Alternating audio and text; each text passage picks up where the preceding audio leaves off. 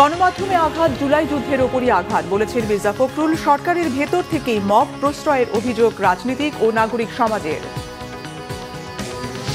Voter হতে ২৭ December আবেদন করবেন তারেক রহমান। দেশে আসা উপলক্ষে বাড়ানো হয়েছে নিরাপত্তা, জানালেন স্বরাষ্ট্র উপদেষ্টা।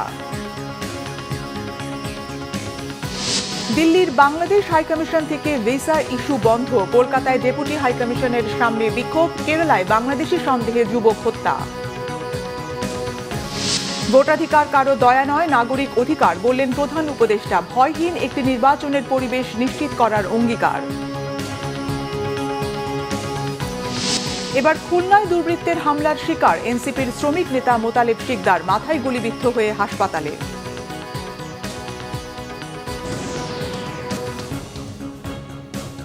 দেখছিলেন ক্রাউন সিমেন্ট সংবাদ শিরোনাম। গণমাধ্যমে হামলাকে গণতন্ত্রের উপর হামলা বলেছেন বিএনপি মহাসচিব মির্জা ফখরুল ইসলাম আলমগীর। মব সন্ত্রাসকে সরকারের একটি অংশ প্রশ্রয় দিচ্ছে, একটি বিশেষ রাজনৈতিক মহল যোগাচ্ছে সমর্থন, এমন অভিযোগ রাজনীতিবিদদের। নাগরিক সমাজ বলছে জননিরাপত্তায় ব্যর্থ হয়েছে ইউনূস সরকার। রিপোর্ট নাবিল জাহাঙ্গীরের। দেশের চলমান মব ভায়োলেন্স ও গণমাধ্যমের ওপর হামলার প্রতিবাদে সোমবার নাগরিক সমাজ, মানবাধিকার কর্মী, সাংবাদিক সমাজ ও রাজনীতিবিদদের সাথে যৌথ প্রতিবাদ সভা করে সম্পাদক পরিষদ ও সংবাদপত্র মালিকদের সংগঠন নোয়াব। এ সময় দেশের গণতান্ত্রিক উত্তরণে গণমাধ্যমের গুরুত্ব তুলে ধরে গণমাধ্যমের উপর হামলার তীব্র নিন্দা জানান সাংবাদিকরা। ২৬-২৭ জন ছাদে আটকে ছিল এবং ফায়ার ব্রিগেডকে আসতে দেওয়া হয় নাই। এটার মানে কি? They didn't only want to burn the building, they wanted to murder. তার বিরুদ্ধে যদি মাথা উঁচু করে না দাঁড়ায়, শুধুমাত্র সংগঠনগুলি ধ্বংস হবে তা নয়, গোটা সমাজ ব্যবস্থা, সমাজের উন্নতির সমস্ত সম্ভাবনা রুদ্ধ হবে বলে আমরা বিশ্বাস করি। হামলার এই ঘটনাকে দেশের গণতন্ত্র এবং জুলাইয়ের চেতনার উপর হামলা বলে মন্তব্য করেন বিএনপির মহাসচিব মির্জা ফখরুল ইসলাম আলমগীর। আজকে ডেইলি স্টার নয়, প্রথম আলো নয়, আজকে গণতন্ত্রের উপর আঘাত এসেছে। আমার স্বাধীনভাবে চিন্তা করার যে অধিকার, আমার কথা বলার যে অধিকার, তারপর আবার আঘাত এসেছে। জুলাই যুদ্ধের উপর আঘাত এসেছে। আমরা যারা আমাদের বাংলাদেশকে সত্যিকার অর্থেই একটা স্বাধীন, সার্বভৌম, গণতান্ত্রিক বাংলাদেশ হিসেবে দেখতে চাই, তাদেরকে আজকে শুধু সচেতন হলে চলবে না, রুখে দাঁড়াতে হবে। ওসমান হাদি হত্যা, গণমাধ্যমে আগুন, লক্ষ্মীপুরে আগুনে পুড়িয়ে শিশু হত্যা ও ময়মনসিংহে ধর্মীয় উস্কানিতে গাছে ঝুলিয়ে হত্যার ঘটনাকে এক সূত্রে বাঁধা এবং সরকার ও রাজনৈতিক দলের মদতপুষ্ট বলে মন্তব্য করেন রাজনীতিবিদ ও দেশের বিশিষ্ট নাগরিকরা। এই যে বাংলাদেশের মানুষ জাতীয় নিরাপত্তার ঝুঁকির সম্মুখীন, এটি নিয়ে কি এই কর্তৃপক্ষ কোনো আলোচনা করেছেন? তাদের মধ্যে কোনো সমন্বয় আছে? সরকারের ভিতরের একটা অংশের এখানে সংশ্লিষ্টতা রয়েছে। সমাজে এটার পক্ষে সম্মতি তৈরি করা হয়েছিল অনেক দিন ধরেই এবং এটার সাথে রাজনৈতিক ব্যাকআপও আছে। আয়েশা আক্তার, সে ছোট্ট 7 বছরের মেয়েটি, তাকে পুড়িয়ে মেরে ফেলা হলো। ময়মনসিংহে দীপুচন্দ্র দাস, তাকে পুড়িয়ে মেরে ফেলা হলো। আমরা কি বানাচ্ছি বাংলাদেশে? কেন বানাচ্ছি? 200-500 লোক নিয়ে তারা যা তাণ্ডব ঘটিয়ে যেতে পারছে, এটা ঘটতে পারছে কেননা রাজনৈতিক দলের অনৈক্যই আমাদের মধ্যে এই জায়গা তৈরি করছে। উপর, সংবাদপত্রের উপর, মিডিয়ার উপর, এমনকি গুরুত্বপূর্ণ খুবই সিনিয়র সম্পাদকদের উপর হামলা হয়েছে। এই ধারাবাহিকতায় এসে এটা ফুল স্টপ হবে, এটা আমরা আশা করি। পরে মব ভায়োলেন্সে জড়িতদের বিচারের দাবিতে হোটেল সোনারগাঁয়ের সামনের রাস্তায় মানববন্ধনে সাংবাদিক, রাজনীতিবিদদের সাথে যোগ দেয় বিভিন্ন শ্রেণী পেশার মানুষ। নাবিল জাহাঙ্গীর, বাংলাভিশন, ঢাকা। শহীদ প্রেসিডেন্ট জিয়াউর রহমানের সমাধিতে শ্রদ্ধা জানিয়েছে বাংলাদেশ জাতীয়তাবাদী মুক্তিযুদ্ধ প্রজন্মের নবগঠিত কমিটি। সংগঠনটির আহ্বায়ক কমিটিতে 1 নম্বর সদস্য বিএনপির ভারপ্রাপ্ত চেয়ারম্যান তারেক রহমান। জিয়ার মাজারে শ্রদ্ধা শেষে বিএনপির সিনিয়র যুগ্ম মহাসচিব রুহুল কবির রিজভী বলেন, মবক্রেসি বন্ধ করতে না পারলে জুলাই শহীদদের রক্ত বৃথা যাবে। নিয়াজ মাকদুমের রিপোর্ট। সকাল 11টা থেকে বাংলাদেশ জাতীয়তাবাদী মুক্তিযুদ্ধের প্রজন্মের নেতাকর্মীরা জড়ো হতে থাকেন বিএনপির প্রতিষ্ঠাতা শহীদ প্রেসিডেন্ট জিয়াউর রহমানের সমাধির কাছে। দুপুর 12টার দিকে সমাধিতে শ্রদ্ধা জানান বিএনপির সিনিয়র যুগ্ম মহাসচিব রুহুল কবির রিজভী ও মুক্তিযুদ্ধের প্রজন্মের নবগঠিত কমিটির আহ্বায়ক, ঢাকা 6 আসনের বিএনপির প্রার্থী ইঞ্জিনিয়ার ইশরাক হোসেন, সদস্য সচিব কামরুজ্জামান নান্নু সহ নেতাকর্মীরা। এ সময় প্রধান অতিথির বক্তব্যে মবক্রেসির সমালোচনা করেন রিজভী। কথা বলেন আসন্ন জাতীয় সংসদ নির্বাচন নিয়েও। এই যে দলবদ্ধভাবে আক্রমণ, এই যে মব, এই যে উচ্ছৃঙ্খল জনতা, তারা নানা ইস্যুতে নানা ইয়েতে তারা আক্রমণ করছে, প্রতিষ্ঠান ভাঙছে, একের পর এক যে সমস্ত কর্মগুলো হচ্ছে এইটা গণতন্ত্রের বিরোধী কর্মকাণ্ড। মবক্রেসি বন্ধ করতে হবে, বন্ধ করে মানুষের মধ্যে শান্তি, স্বস্তি এবং ফেব্রুয়ারিতে অবাধ সুষ্ঠু নির্বাচন, ইনক্লুসিভ নির্বাচন, এই নির্বাচনের পরিবেশ নিশ্চিত করতে হবে। ৭১কে হেয় না করার আহ্বান জানান ইশরাক হোসেন। গত 54 বছরেও দেখি নাই যে মুক্তিযুদ্ধকে হেয় প্রতিপন্ন করে, একেবারে পাবলিকলি যেভাবে হেয় প্রতিপন্ন করে এবং সম্পূর্ণ মিথ্যা বিভ্রান্তিকর তথ্য দিয়ে বিতর্কিত করার চেষ্টা করা হচ্ছে, শুধু কেবলমাত্র ৭১ একটি দলের যে ভূমিকা ছিল সেই ভূমিকাটিকে আড়াল করার জন্য এটি অত্যন্ত নিন্দনীয়। আমরা শুরু থেকেই বলে আসছি যে হাসিনার দোসরদেরকে নিয়ে এই বর্তমান সরকার তারা সংসার করে আসছে। অভিজ্ঞ রাজনীতিবিদরা বারে বারে বলেছেন প্রশাসনের সংস্কার দরকার। গেল 24 নভেম্বর বাংলাদেশ জাতীয়তাবাদী মুক্তিযোদ্ধা দল কর্তৃক জাতীয়তাবাদী মুক্তিযুদ্ধের প্রজন্মের 151 সদস্যের কমিটির মধ্যে 101 জনের নাম ঘোষণা করা হয়। ঘোষিত আহ্বায়ক কমিটিতে মুক্তিযোদ্ধার সন্তান হিসেবে 1 নম্বর সদস্য রাখা হয় বিএনপির ভারপ্রাপ্ত চেয়ারম্যান তারেক রহমানকে। নিয়াজ মাখদুম, বাংলা ভিশন, ঢাকা। ভোটার হতে আগামী 27 ডিসেম্বর আবেদন করবেন বিএনপির ভারপ্রাপ্ত চেয়ারম্যান তারেক রহমান। বিষয়টি নিশ্চিত করেছেন দলের স্থায়ী কমিটির সদস্য সালাউদ্দিন আহমদ। বিকেলে আগারগাঁওয়ে নির্বাচন ভবনে প্রধান নির্বাচন কমিশনার এএমএম নাসির উদ্দিনের সঙ্গে বৈঠক শেষে তিনি কথা জানান।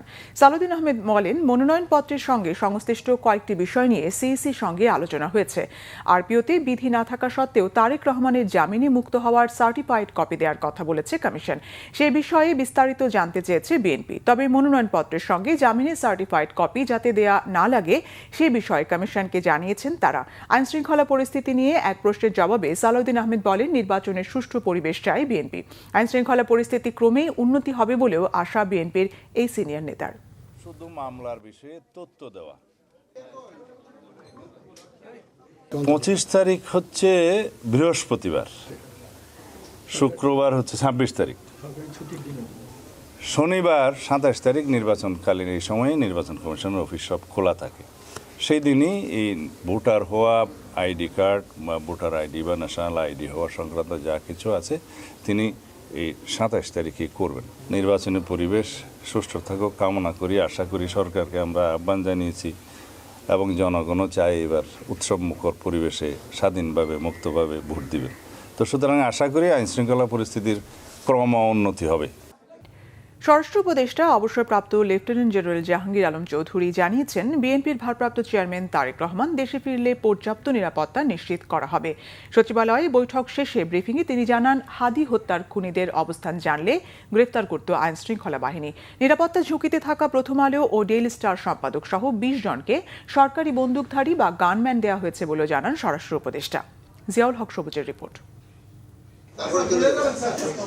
সোমবার আইনশৃঙ্খলা সংক্রান্ত উপদেষ্টা পরিষদ কমিটি ও জগন্নাথ বিশ্ববিদ্যালয়ে ছাত্র সংসদ নির্বাচন নিয়ে বৈঠক করেন স্বরাষ্ট্র উপদেষ্টা জাহাঙ্গীর আলম চৌধুরী। পরে তিনি সাংবাদিকদের জানান, কোনো হিট লিস্ট দেখে নয়, নিরাপত্তা ঝুঁকিতে থাকা গুরুত্বপূর্ণ ব্যক্তিদের গানম্যান দেয়া হচ্ছে।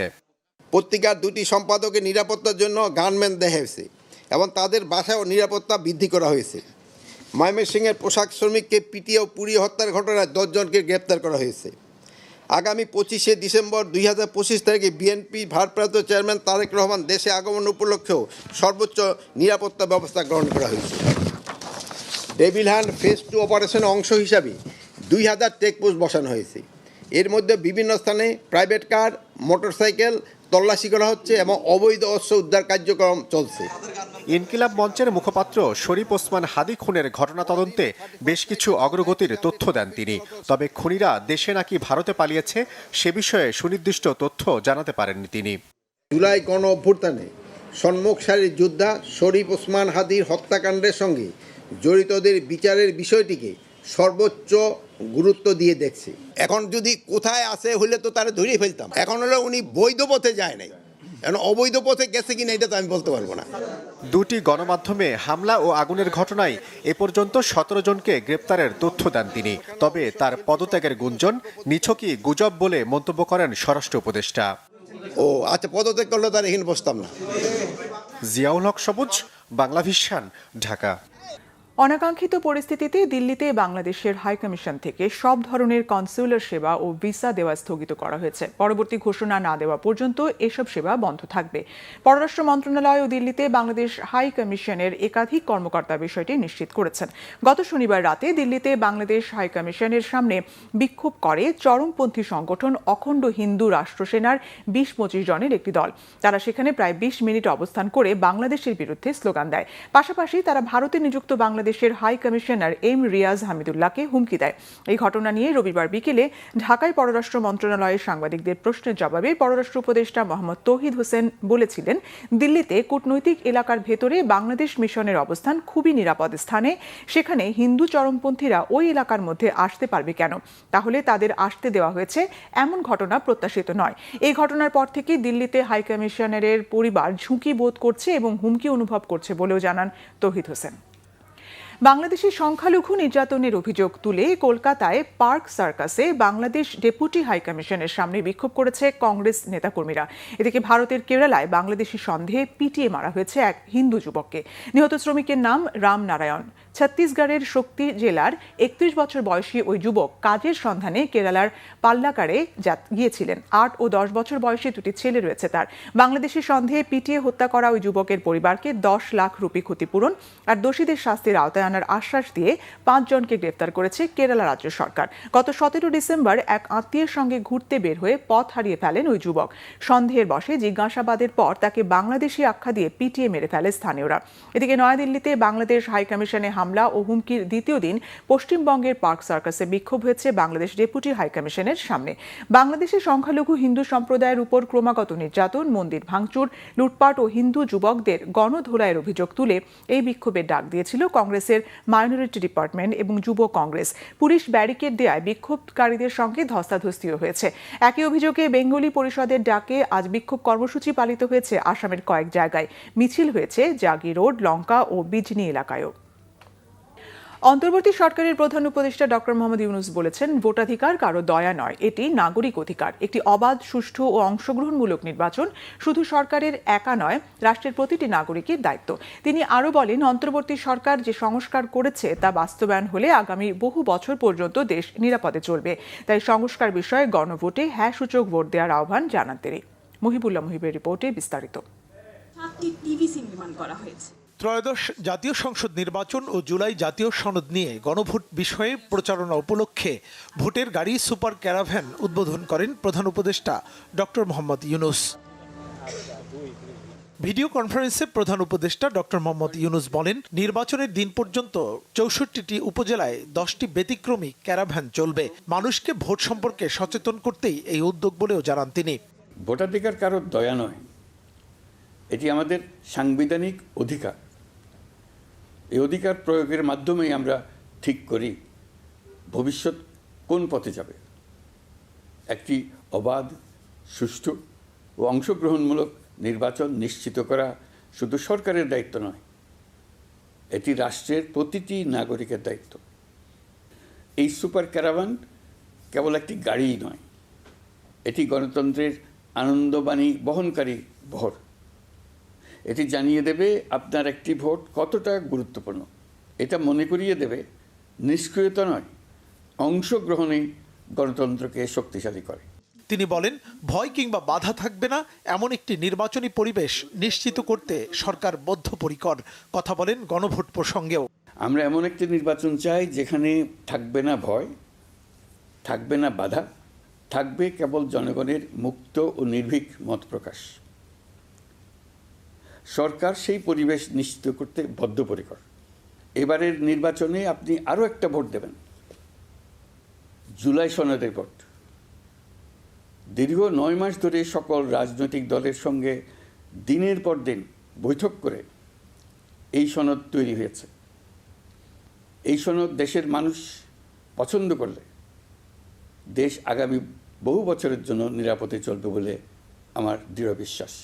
জাতীয় সংসদ ভবনের দক্ষিণ প্লাজায় আনুষ্ঠানিকভাবে সুপার ক্যারাভ্যানের উদ্বোধনকালে তথ্য ও সম্প্রচার উপদেষ্টা সৈয়দ রিজওয়ানা হাসান, সংস্কৃতি উপদেষ্টা মোস্তফা সরোয়ার ফারুকী, নির্বাচন কমিশন সচিবালয়ের সিনিয়র সচিব আক্তার আহমেদ এবং প্রধান উপদেষ্টার প্রেস সচিব শফিকুল আলম অংশ নেন। আমরা বিশ্বাস করি অনেক বাধা আসবে, বাংলাদেশ গণতান্ত্রিক ধারায় যাক এটা যারা চায় না তারা নানা রকম বাধা সৃষ্টি করবে। আমাদের এই বাধা অতিক্রম করে নির্বাচনের দিকে আগাতে হবে। সরকার নির্বাচনের জন্য বদ্ধপরিকর। সরকার জানে জনগণও ভোট দিতে খুবই আগ্রহী, রাজনৈতিক দলগুলো নির্বাচনের পক্ষে আছে। এই সময় ইন্টারনাল বলেন বা অন্য রকম বলেন, সেখান থেকে যত চ্যালেঞ্জগুলো আসবে সেগুলোকে আমাদের মোকাবেলা করতে হবে, সেগুলোর জন্য বাড়তি প্রস্তুতি আমাদেরকে নিতে হবে। দেশের চাবি আপনার হাতে শীর্ষক এই ক্যারাভ্যানে প্রচারিত হবে সচেতনতামূলক নানা তথ্যচিত্র। মুহিবুল্লাহ মুহিব, বাংলা ভিশন, ঢাকা। শরীফ ওসমান হাদি নিহতের ঘটনায় প্রার্থীদের মধ্যে কিছুটা ভয়ের সৃষ্টি হলেও তা কেটে যাবে। নির্বাচন যত এগিয়ে আসবে আইনশৃঙ্খলা বাহিনীর তৎপরতা বাড়ার সাথে সাথে আইনশৃঙ্খলা পরিস্থিতি তত উন্নত হবে বলেছেন প্রধান নির্বাচন কমিশনার AMM নাসিরউদ্দিন। সকালে তেজগাঁও শিল্প এলাকায় ডাক বিভাগের মেইল প্রসেসিং সেন্টারে পোস্টাল ব্যালটের কার্যক্রম পরিদর্শন করে একথা বলেন তিনি। সিইসি বলেন, ইসির প্রতি সবার আস্থা আছে। দেশের মানুষ সুন্দর সুষ্ঠু নির্বাচন চায়। গত 54 বছরে এই প্রথম পোস্টাল ব্যালটে ভোটের ব্যবস্থা করা হয়েছে। ডাক বিভাগের সহযোগিতায় যারা দেশের বাইরে আছেন, যারা ভোটের কাজে ব্যস্ত থাকবেন এবং যারা কারাগারে থাকবে তাদের ভোটের ব্যবস্থা করা হয়েছে। প্রায় 6.25 লাখ মানুষ পোস্টাল ব্যালটে ভোটের জন্য রেজিস্ট্রেশন করেছেন। প্রবাসী ভোটারদের জন্য রেজিস্ট্রেশনের আর 3 দিন সময় আছে বলে জানান প্রধান নির্বাচন কমিশনার। সবাই দেশের মঙ্গল চায়, ভোটাররাও চায়। কালকে আমাদের আইন শৃঙ্খলা বাহিনী আপনি দেখেছেন, সব বাহিনী প্রধানরা একসাথে জাতিকে আমরা একটা মেসেজ দিয়েছি যে আমরা সবাই এক, ইলেকশনের ব্যাপারে সবাই এক, আমরা সুন্দর নির্বাচন সবাই চাই, সবাই মিলে আমরা ইনশাআল্লাহ এটা করব। স্যার, প্রার্থী ভোটাররা তো ভয় পাচ্ছে স্যার হাদি ঘটনার পরে, স্যার তাদের কিভাবে আশ্বস্ত করবেন? এটা অসুবিধা নেই, এটা ভয় কেটে যাবে ইনশাআল্লাহ, চিন্তা করেন, ভয় কেটে যাবে। দিন যতই ভোটের দিন ঘনিয়ে আসবে আপনারা দেখবেন ইনশাআল্লাহ আইন শৃঙ্খলা পরিস্থিতি উন্নতি হবে। জাতীয় নির্বাচনের আগে ওসমান হাদির হত্যাকারীর বিচার নিশ্চিত করতে হবে। এর আগে কোনো নির্বাচন হবে না বলে অন্তর্বর্তী সরকারকে হুঁশিয়ার করে দিয়েছেন ইনকিলাব মঞ্চের সদস্য সচিব আব্দুল্লাহ আল জাবের। তিনি বলেন, ওসমান হাদির হত্যাকারী কারা সেটা না জানিয়ে তড়িঘড়ি করে নির্বাচন দিয়ে চলে যাওয়া যাবে না। দুপুরে রাজধানীর শাহবাগে সংবাদ সম্মেলনে তিনি এসব কথা বলেন। এ সময় সংবাদ সম্মেলনে আরও জানানো হয়, দ্রুত বিচারিক ট্রাইব্যুনাল গঠন করে হাদি হত্যার বিচার করতে হবে। হত্যাকারীদের ধরতে প্রয়োজনে FBI এর সহযোগিতা নেবার আহ্বানও জানানো হয়। অভিযোগ করা হয়, খুনিরা কোথায় আছে সেই বিষয়ে সরকারের কাছে কোনো তথ্য নেই। এ নিয়ে বিভ্রান্তি তৈরি করা হচ্ছে। স্বরাষ্ট্র উপদেষ্টাকে পদত্যাগের আগে হাদি হত্যাকাণ্ডের বিচার নিশ্চিত করতে হবে বলেও মন্তব্য করেন নেতারা। আপনারা এক এক সময় এক এক ধরনের কথা বলছেন। এই বলছেন খুনি ভারতে পালিয়ে গেছে, আবার এই বলছেন যে খুনি দেশে আছে। বাংলাদেশের গোয়েন্দা সংস্থার আসলে কাজ কি? ওসমান হাদির বিচার না হওয়া পর্যন্ত বাংলাদেশে স্বাধীনতার সার্বভৌমত্বকে টিকিয়ে রাখার যে লড়াই, সেটাকে আসলে কন্টিনিউ করা যাবে না। তারা বলেছে আগামীর যেই নির্বাচন, সেই নির্বাচনকে যদি সুষ্ঠুভাবে সম্পন্ন করতে হয় তাহলে নির্বাচনের পূর্বেই ওসমান হাদির খুনের সাথে যারা জড়িত তাদেরকে গ্রেফতার করা দরকার। জাতীয় নাগরিক পার্টি এনসিপির শ্রমিক সংগঠনের খুলনা বিভাগীয় আহ্বায়ক মোতালিব শিকদার গুলিবিদ্ধ হয়েছেন। দুপুরে সোনারাঙ্গায় গাজী মেডিকেল কলেজ সংলগ্ন এলাকায় তার উপর এই হামলা হয়। তার চিকিৎসা চলছে খুলনা মেডিকেল কলেজ হাসপাতালে। আতিয়ার পারভেজের তথ্য নিয়ে সিরাজুম মনির শুভর ডেস্ক রিপোর্ট। খুলনায় জাতীয় নাগরিক পার্টির শ্রমিক সংগঠনের কেন্দ্রীয় নেতা মোতালেব শিকদারকে গুলি করা হয়েছে সোনারাঙ্গা এলাকার একটি বাসায়। এনসিপি নেতারা জানিয়েছেন, আগামী কয়েকদিনের মধ্যে খুলনায় দলের একটি বিভাগীয় শ্রমিক সমাবেশ হওয়ার কথা। এ নিয়ে কাজ করছিলেন মোতালেব। স্থানীয়রা বলছেন, রাজনৈতিক নয়, ঘটনার পেছনে রয়েছে পারিবারিক কারণ। নিঃসন্দেহে এটা আসলে রাজনৈতিক হামলা। সারা দেশে গতকাল এনসিপির আমাদের কয়েকজনকে কোপানো হয়েছে, একজনকে মিরপুরে কোপানো শুনেছেন আপনারা হয়তো। এরপরে হাদির যে বিষয়টা হলো, মানে এগুলো তো আসলে নিঃসন্দেহে নির্বাচন বানচাল করার জন্য একটা গোষ্ঠী চেষ্টা করছে। যারা গুলি করছে বা যে গুলি করছে কোনো শত্রুতার কারণে কোনো গুলি করাটা হয়নি।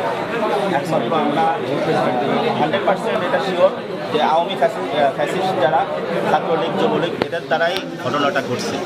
আপনারা সবাই মিলেই তদন্ত করে বলবেন, আমাকে তো এরকম কোনো শত্রু নেই, কে করছে কারা করছে তো বলতে পারতেছি। পুলিশ জানিয়েছে ঘটনার তদন্ত চলছে। যে ঘরটিতে ওরা কালকে রাত্রে 3 জন এসেছিল এবং আশেপাশে ওদেরকেও জিজ্ঞাসাবাদ করে আমরা জানতে পারি যে এরা প্রায় সময় এখানে আসতো এবং বিভিন্ন ধরনের মাদক সেবন করত এবং বিভিন্ন মেয়ে মানুষও নিয়ে আসতো। ঘটনার পর যশোর সীমান্ত এলাকায় নিরাপত্তা জোরদার করেছে বিজিবি। জড়িতরা যেন বাংলাদেশ থেকে ভারতে পালিয়ে যেতে না পারে সেজন্য বেনাপোল সীমান্তে চলছে ব্যাপক নজরদারি ও তল্লাশি। Sirajum Shuvo, Bangla vision news desk. জুলাই আন্দোলন কঠোরভাবে দমনের মূল পরিকল্পনাকারী ছিলেন গ্যাং অফ ফোরের অন্যতম 2 সদস্য সালমান এফ রহমান এবং আনিসুল হক। তারাই জরুরি অবস্থা জারি করার পরামর্শ দেন শেখ হাসিনাকে। জুলাই আন্দোলনে মানবতা বিরোধী অপরাধের মামলায় সালমান ও আনিসুলের বিরুদ্ধে এমন 5টি অভিযোগ ট্রাইব্যুনালে তুলে ধরেন চিফ প্রসিকিউটর তাজুল ইসলাম। অভিযোগের গঠনের ওপর রাষ্ট্রপক্ষের শুনানি শেষ হয়েছে আজ। আরও জানাচ্ছেন সৈকত সাদিক। জুলাই অভ্যুত্থানে সংগঠিত মানবতা বিরোধী অপরাধের মামলায় বিচারের মুখোমুখি সাবেক প্রধানমন্ত্রী শেখ হাসিনার বেসামরিক বিনিয়োগ উপদেষ্টা সালমান এফ রহমান ও সাবেক আইনমন্ত্রী আনিসুল হক। অভিযোগ গঠনের শুনানিতে সোমবার ট্রাইব্যুনালে আনা হয় অভিযুক্ত এই 2 আসামিকে। আনিসুল হক ও সালমান এফ রহমানের বিরুদ্ধে ছাত্র জনতার আন্দোলন দমনে কারফিউ জারি করা এবং ব্যবসায়ীদের নিয়ে গণভবনে শেখ হাসিনার সঙ্গে বৈঠক করে হত্যাকাণ্ডের সহায়তা সহ 5 অভিযোগ তুলে ধরেন চিফ প্রসিকিউটর। 4 জন ব্যক্তিকে দায়িত্ব দেওয়া হয়েছিল, তার মধ্যে সালমান এফ রহমান, আনিসুল হক, মোহাম্মদ আলী আরাফাত এবং স্বরাষ্ট্রমন্ত্রী আসাদুজ্জামান খান কামাল। এই 4 জনে যাদেরকে গ্যাং অফ 4 নামে ডাকা হতো, তারা পরিকল্পনা করেছেন যে কিভাবে এই আন্দোলন দমনে কোথায় কিভাবে অপারেশন হবে, কি অস্ত্র ব্যবহার হবে, কিভাবে হত্যা করা হবে, কাদের বিরুদ্ধে মিথ্যা মামলা দায়ের করা হবে এবং কিভাবে তাদেরকে জেলে রাখা হবে, রিমান্ডে নেওয়া হবে। এই সব কিছুর পরিকল্পনা এই 2 জন আসামির মধ্যে তারা করেছেন। তারা জরুরি অবস্থা জারির জন্য প্রধানমন্ত্রীকে পরামর্শ দিয়েছেন। রাষ্ট্রপক্ষের শুনানি শেষে আসামি পক্ষের শুনানির জন্য 4 জানুয়ারি দিন ধার্য করে ট্রাইব্যুনাল। আমরা তাদের বিরুদ্ধে 5টি অভিযোগ গঠনের জন্য প্রেয়ার করেছি। আদালত সবকিছু দেখেছেন, শুনেছেন। আমরা আশা করছি ডিফেন্স সাইডের শুনানি শেষে এই আসামিগণের বিরুদ্ধে আনুষ্ঠানিক অভিযোগ গঠন হবে এবং এরপরে আনুষ্ঠানিক বিচারের যাত্রা শুরু হবে। এদিকে 5 আগস্ট চাংখারপুলে 6 জনকে হত্যা মামলায় এদিন যুক্তিতর্ক তুলে ধরে প্রসিকিউশন। সৈকত সাদিক, বাংলা ভিশন, ঢাকা। বিএনপির স্থায়ী কমিটির সদস্য মির্জা আব্বাস বলেছেন, দলের ভারপ্রাপ্ত চেয়ারম্যান তারেক রহমানের আগমনকে ঘিরে সরকারের তরফ থেকে সব ধরনের সহযোগিতা পাচ্ছেন তারা। সোমবার বিকেলে 300 ফিট এলাকায় সার্বিক প্রস্তুতি পরিদর্শনে গিয়ে কথা বলেন তিনি। বলেন, দলের কোনো নেতাকর্মীকে আহ্বান না করলেও লাখো মানুষ স্বতঃস্ফূর্তভাবে সেখানে যাবে, আর দিনটিকে ঐতিহাসিক ও স্মরণীয় করে রাখতে চান নেতারা। মোহাম্মদ সেলিমের তোলা ছবিতে আরও জানাচ্ছেন শুভ মাহফুজ। এত আয়োজন আর এত সব প্রস্তুতি বিএনপির ভারপ্রাপ্ত চেয়ারম্যান তারেক রহমানের স্বদেশ প্রত্যাবর্তনকে ঘিরে। 25 ডিসেম্বর দেশে পৌঁছে প্রথমেই তিনি যাবেন মাকে দেখতে রাজধানীর এভারকেয়ার হাসপাতালে। এরপর বিকালে এই 300 ফিট এলাকায় একটি সংক্ষিপ্ত সমাবেশে অংশ নেয়ার কথা রয়েছে তারেক রহমানের। এখানেই দেয়া হবে দলমত নির্বিশেষে সংবর্ধনা, তারই প্রস্তুতি চলছে। সোমবার বিকেলে 300 ফিট সড়কে এই মঞ্চ পরিদর্শনে আসেন বিএনপির বিভিন্ন পর্যায়ের নেতাকর্মীরা। জানান, তারেক রহমানের স্বদেশ প্রত্যাবর্তনের দিনটিকে ঐতিহাসিক রূপ দিতে চান তারা। গত 17 বছর উনি বাংলাদেশের জন্য যে কষ্ট করেছেন, বাংলাদেশের মানুষের জন্য যে ত্যাগ স্বীকার করেছেন, সেটাকে মনে রেখে তার প্রতিদান মানুষ 25 তারিখ থেকে দেওয়া শুরু করবে। সেই জন্য আমি বলছি যে ইনশাল্লাহ উনি এয়ারপোর্টে নামার পরপরই বাংলাদেশের মানুষের যে বিস্ফোরণ হবে, সেটা এই পুঞ্জীভূত ভালোবাসা, পুঞ্জীভূত শ্রদ্ধা, সেটা একটা রিফ্লেকশন হবে 25 তারিখে। যার নেতৃত্বে বাংলাদেশ জাতীয়তাবাদী দল বিএনপি এবং এদেশের সাধারণ মানুষ ঐক্যবদ্ধভাবে ওই স্বৈরাচার শেখ হাসিনার বিরুদ্ধে আন্দোলন করেছে, সংগ্রাম করেছে, সেই মানুষ, সেই দেশবাসীর প্রতি তিনি কৃতজ্ঞতা এবং ধন্যবাদ জ্ঞাপন করবেন এবং সেই প্রতিমধ্যে তিনি বাংলাদেশের মানুষের কাছে তার ধন্যবাদ এবং কৃতজ্ঞতার মাধ্যমে তিনি সংক্ষিপ্ত বক্তব্য রাখবেন। আমাদের প্রস্তুতি সম্পন্ন সকল বিষয়ে। আমরা যেই বিষয়গুলি যখন সামনে আসছে, ছোটোখাটো বিষয়, এগুলি নিয়ে আমরা আলোচনার মাধ্যমে সিদ্ধান্ত দিচ্ছি। ব্যাপক লোকজন আসবে, লক্ষ লক্ষ মানুষের সমাগম হবে ইনশাল্লাহ। সেটা আমরা যাতে সুশৃঙ্খলভাবে থাকে মানুষ, সেটা আমরা মহানগর বিএনপি সহ আমরা যারা নেতৃবৃন্দ আছি ইনশাল্লাহ আমরা সেটা কন্ট্রোল করতে পারবো। এ সময় বিএনপির স্থায়ী কমিটির সদস্য মির্জা আব্বাস জানান, পুরো জাতি একটা শঙ্কার মধ্যে থাকলেও তারেক রহমানের আগমনকে ঘিরে সরকারের তরফ থেকে সব ধরনের সহযোগিতা পাচ্ছে বিএনপি। লাখো মানুষের সমাগমের পরিকল্পনা আমরা করি নাই, যদি লাখো মানুষ সমাবেত হয়ে যায় সেটা তো আমাদের কিছু করার নেই, তাই না? এখন অ্যাক্টিং চেয়ারম্যান আসবে, দেশে মানুষের একটা জাগরণ তো আছে, সেই জাগরণের প্রতিফলন এখানে ঘটবে এটা আমরা আশা করি। কিন্তু এটার জন্য যে আমাদের খুব একটা মানে ওই যে মানুষ আনার পরিকল্পনা, সেমন কোনো পরিকল্পনা আমাদের নাই। তবে আমরা আশা করছি যে এখানে মানুষের সমাগম ঘটবে। মির্জা আব্বাস বলেন, দেশে এসে রাজনীতির মোড় ঘুরিয়ে দেবেন তারেক রহমান। তাকে দেখতে লাখো মানুষ স্বতঃস্ফূর্তভাবে অংশ নেবে। শুভ মাহফুজ, বাংলা ভিশন, ঢাকা। জুলাই অভ্যুত্থানকালে গণহত্যার মামলায় 5 বছর সাজার বিরুদ্ধে আপিল করেছেন পুলিশের সাবেক মহাপরিদর্শক চৌধুরী আব্দুল্লাহ আল মামুন। 17 ডিসেম্বর সুপ্রিম কোর্টের আপিল বিভাগের সংশ্লিষ্ট শাখায় তার পক্ষে এই আপিল করা হয়েছে। গত 17 নভেম্বর আন্তর্জাতিক অপরাধ ট্রাইব্যুনাল 1 জুলাই গণহত্যা সংক্রান্ত প্রথম মামলার রায় দেয়। এতে শেখ হাসিনা, সাবেক স্বরাষ্ট্রমন্ত্রী আসাদুজ্জামান খান কামালকে মৃত্যুদণ্ড দেওয়া হয়। রাজসাক্ষী হয়ে বিচারিক কাজে সহায়তা করায় পুলিশের সাবেক প্রধান মামুনকে সাজা কমিয়ে 5 বছরের কারাদণ্ড দেওয়া হয়েছিল। এই রায়ের বিরুদ্ধে আপিল করলেন তিনি। ঝুঁকির কারণেই প্রার্থীরা স্বাভাবিক প্রচারণা করতে পারছেন না জানিয়েছেন অন্তর্বর্তী সরকারের সাবেক উপদেষ্টা আসিফ মাহমুদ সজীব ভুঁইয়া। সকালে ঢাকা 10 আসনে মনোনয়নপত্র তোলার পর একথা বলেন তিনি। এ সময় সজীব ভুঁইয়া অভিযোগ করেন, জুলাই আন্দোলনের সামনের সারির নেতাদের টার্গেট করা হচ্ছে। খুনের শিকার ওসমান হাদির কথা উল্লেখ করে তিনি বলেন, হত্যাকারীদের ধরতে সম্পূর্ণ ব্যর্থ হয়েছে সরকার। জুলাই যোদ্ধা ও প্রার্থীদের নিরাপত্তা নিশ্চিতের দাবি তিনি জানান। গত 10 ডিসেম্বর উপদেষ্টা পরিষদ থেকে পদত্যাগ করে স্বতন্ত্র নির্বাচন করার ঘোষণা দেন আসিফ মাহমুদ সজীব ভুঁইয়া। বাংলাদেশ জাতীয় কর্তৃপক্ষ রাসায়নিক অস্ত্র কনভেনশনের 25তম সাধারণ সভা হয়েছে সশস্ত্র বাহিনী বিভাগের মাল্টিপারপাস হলে। বিএনএসিডব্লিউএসির চেয়ারম্যান ও সশস্ত্র বাহিনী বিভাগের principal staff officer lieutenant general SM. Kamrul Hasan সভায় সভাপতিত্ব করেন। বিভিন্ন মন্ত্রণালয়, বিভাগ, সংস্থা এবং বাহিনী থেকে বিএনএসিডব্লিউসির সর্বমোট 43 জন সামরিক ও অসামরিক সদস্য এতে অংশ নেন।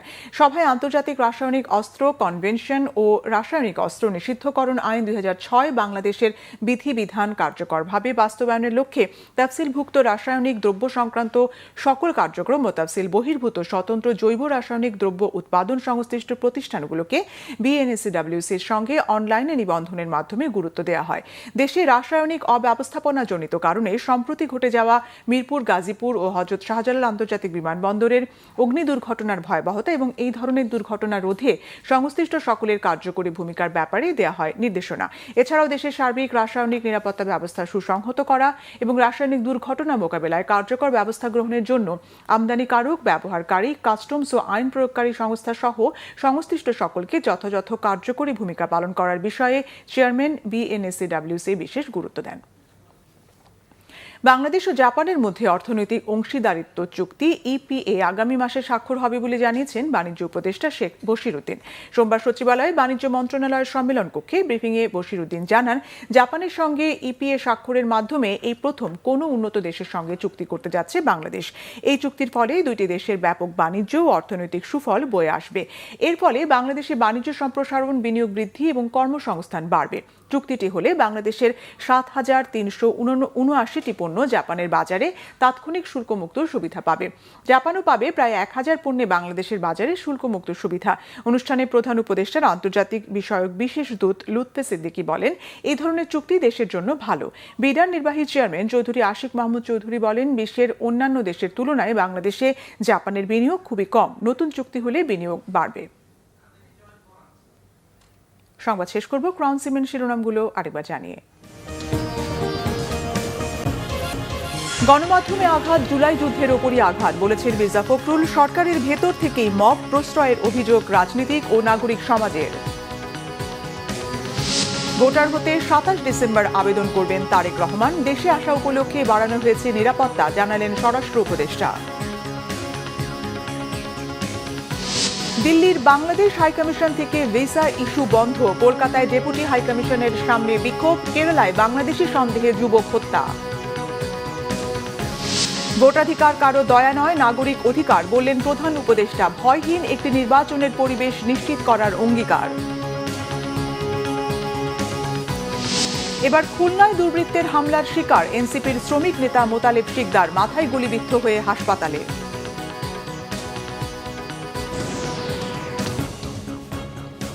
এই ছিল এখনকার মতো। পরের সংবাদ রাত 10:30। এর আগে 9টায় রয়েছে নিউজ 20 দেখার আমন্ত্রণ রইল। এছাড়া বাংলা ভিশন সংবাদ ও সংবাদ সংশ্লিষ্ট অনুষ্ঠান দেখতে ভিজিট করুন www.bbnews24.com ও facebook.com/banglavisionnews এবং সাবস্ক্রাইব করুন youtube.com/banglavisionnews। ধন্যবাদ।